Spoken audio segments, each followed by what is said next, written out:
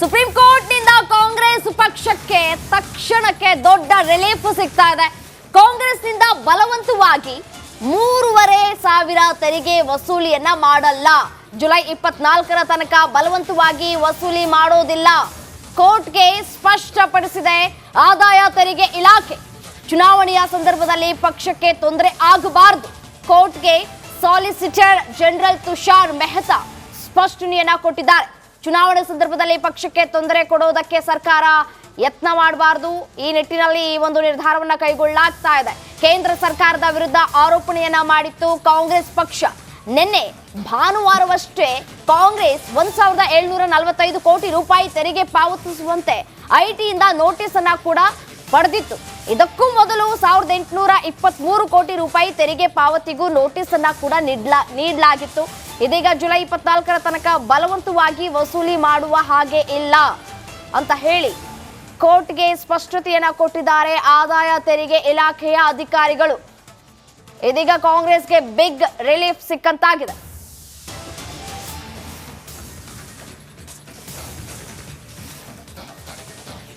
ಮೊದಲ ಹಂತದ ಚುನಾವಣೆಗೆ ಬಾಕಿ ಉಳಿದಿರೋದು 25 ದಿನ. ಹೀಗಾಗಿ ಇವತ್ತಿನಿಂದ ಚುನಾವಣಾ ಅಖಾಡದಲ್ಲಿ ಪ್ರಚಾರದ ಭರಾಟೆ ಜೋರಾಗ್ತಾ ಇದೆ. ಖುದ್ದು ಮುಖ್ಯಮಂತ್ರಿ ಸಿದ್ದರಾಮಯ್ಯ ಚುನಾವಣಾ ಪ್ರಚಾರದ ಅಖಾಡಕ್ಕೆ ಧುಮುಕಿದ್ದಾರೆ. ಇವತ್ತಿನಿಂದ 3 ದಿನಗಳ ಕಾಲ ಮೈಸೂರು ಜಿಲ್ಲೆಯಾದ್ಯಂತ ಸಂಚರಿಸಿ ಹಳೆ ಮೈಸೂರು ಭಾಗದಲ್ಲಿ ಮತಯಾಚನೆಯನ್ನ ಮಾಡಲಿದ್ದಾರೆ ತಮ್ಮ ಪಕ್ಷದ ಅಭ್ಯರ್ಥಿಗಳ ಪರ. ಜಾಸ್ತಿ ಆಗಿದೆ, ಕಡಿಮೆ ಆಗಿದೆ. 414 ರೂಪಾಯಿ ಇತ್ತು. ಯಾವುದು ಗ್ಯಾಸ್ ಒಂದು ಸಿಲಿಂಡ್ರು. ಈಗ ಎಷ್ಟಿದೆ? 900 ರೂಪಾಯಿ ಮಾಡಿದ್ದಾರೆ ಸರ್. 900 ರೂಪಾಯಿ 100 ರೂಪಾಯಿ ಕಡಿಮೆ ಮಾಡಿದ್ದಾರೆ. 1,050 ಆಗ್ಬಿಟ್ಟಿತ್ತು. 100 ಕಡಿಮೆ ಮಾಡಿದ್ದಾರೆ. 1200 ಹೋಗಿತ್ತು. ಈಗ 414ರಿಂದ ಈಗ 900 ಅಂತಲೇ ಇಟ್ಕೊಳ್ಳೋಣ. ಕಡಿಮೆ ಆಯ್ತಾ ಜಾಸ್ತಿ ಆಯ್ತು? ಯಾರ ಕಾಲದಲ್ಲಿ ಜಾಸ್ತಿ ಆಗಿರೋದು? ಹಾಂ, ಮತ್ತು ಇದಕ್ಕೆ ಎಕ್ಸ್ಪ್ಲನೇಷನ್ ಕೊಡು. ಇದಕ್ಕೆ ಜಾಸ್ತಿ ಆದದಕ್ಕೆ ಹೇಳ್ಬೇಕಲ್ಲ. ಹಾಂ, ಜನರ ಮೇಲೆ ಭಾರನ ಇಲ್ವಾ ಇದು? 10 ವರ್ಷದಲ್ಲಿ ಇಷ್ಟು ಜಾಸ್ತಿ ಆಗ್ಬಾರ್ದು ಅಂತಾರೆ. 10 ವರ್ಷದ ಈ ಡೆವಲಪ್ಮೆಂಟ್ ಅಲ್ಲಿ ಇಷ್ಟು ಜಾಸ್ತಿ ಆಗ್ಬಾರ್ದ ಅಂತ ಪ್ರಶ್ನೆ ಮಾಡ್ತಾರೆ. ಏನಂತ ಹೇಳಿದ್ರು? ಅಚ್ಚೇ ದಿನ ಈಗ ಬಂತ ಪೆಟ್ರೋಲ್ ಡೀಸೆಲ್ ಎಲ್ಲ ಕಡಿಮೆ ಮಾಡ್ತೀವಿ ಅಂತ ಮಾಡಿದ್ರೆ 10 ವರ್ಷದಲ್ಲಿ ಯಾವಾಗ ಜಾಸ್ತಿ ಆಗಬೇಕು ಅಂತಂದರೆ ಕ್ರೂಡ್ ಆಯಿಲ್ ಬೆಲೆ ಅಂತಾರಾಷ್ಟ್ರೀಯ ಮಾರುಕಟ್ಟೆಯಲ್ಲಿ ಜಾಸ್ತಿ ಆದಾಗ. ಕಡಿಮೆ ಆಗಿದೆ. ಈಗ 2014ರಲ್ಲಿ ಇದ್ದದಕ್ಕಿಂತ ಕಡಿಮೆ ಆಗಿದೆ. ಕಡಿಮೆ ಆಗಬೇಕು, ಜಾಸ್ತಿ ಆಗಬೇಕು? ಕಡಿಮೆ ಆಗಬೇಕು.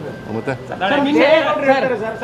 ದೇವೇಗೌಡರು ಹೇಳಿದ್ದಾರೆ ತಮ್ಮ ಗರ್ವ ಆಗಬೇಕು ಈ ಬಾರಿ. ಗರ್ವ ಇದ್ರಲ್ಲೂ ಭಂಗ ಮಾಡೋದು. ನನಗೆ ಯಾವ ಗರ್ವನೂ ಇಲ್ಲ. ದೇವೇಗೌಡರು ಹೇಳೋದನ್ನು ಹೇಳಿದೆ ಅಷ್ಟೇ. Is it not A fact. ದೇವೇಗೌಡರು ನಾನು ಮುಂದಿನ ಜನ್ಮದಲ್ಲಿ ಹುಟ್ಟೋದಾದ್ರೆ ಮುಸ್ಲಿಮ್ ಆಗಿ ಹುಡ್ತೀನಿ ಅಂತ ಹೇಳಿದ್ರು ಇಲ್ವೋ? ಅದು ಹೇಳಿದ್ರೆ ತಪ್ಪ? ಅದಾಯಿತು. ಮೋದಿಯವರು ಪ್ರಧಾನಮಂತ್ರಿ ಆದರೆ ಈ ದೇಶ ಬಿಟ್ಟು ಹೋಗ್ತೀನಿ ಅಂತ ಹೇಳಿದರು. ಅದು ಹೇಳಿದ್ರೆ ತಪ್ಪ? ಅವ್ರು ಹೇಳಿದ್ದು ಹೇಳ್ತಾರೆ. ಆಮೇಲೆ ಮೋದಿಯವ್ರ ಜೊತೆ ಚೆನ್ನಾಗವ್ರೆ ಅಪ್ಪ. ಅವರೇ ಹೇಳಿರೋದು ಅವಿನಾವ ಭಾವ ಸಂಬಂಧ ಇದೆ ನನಗೂ ಮೋದಿಗೂ. ಹಾಗಾದ್ರೆ ಬೇಕಿದ್ದು ಮಾಡಿಸಿ. ಸುಳ್ಳು ಯಾಕೆ ಹೇಳ್ತೀರಿ? ಮುಂದೆ NDA ಬಂದರೆ ಮಾಡಿಸ್ತಾರಂತೆ. ಈಗಲೇ ಮಾಡಿಸ್ಬಿಡಿ. ಚೆನ್ನಾಗಿದ್ದೀರಲ್ಲ ನೀವು. ಅದು ಹೇಳಿದೆ ನಾನು. ಹಾಂ, ಇದು ಸತ್ಯನ ಗರ್ವನ? ಇದು ಹಾಂ, ಸತ್ಯ ಹೇಳಿದ್ರೆ ಅವ್ರ ದೃಷ್ಟಿನಲ್ಲಿ ಗರ್ವ. ಸುಳ್ಳು ಹೇಳಿದವರು ಅವರು.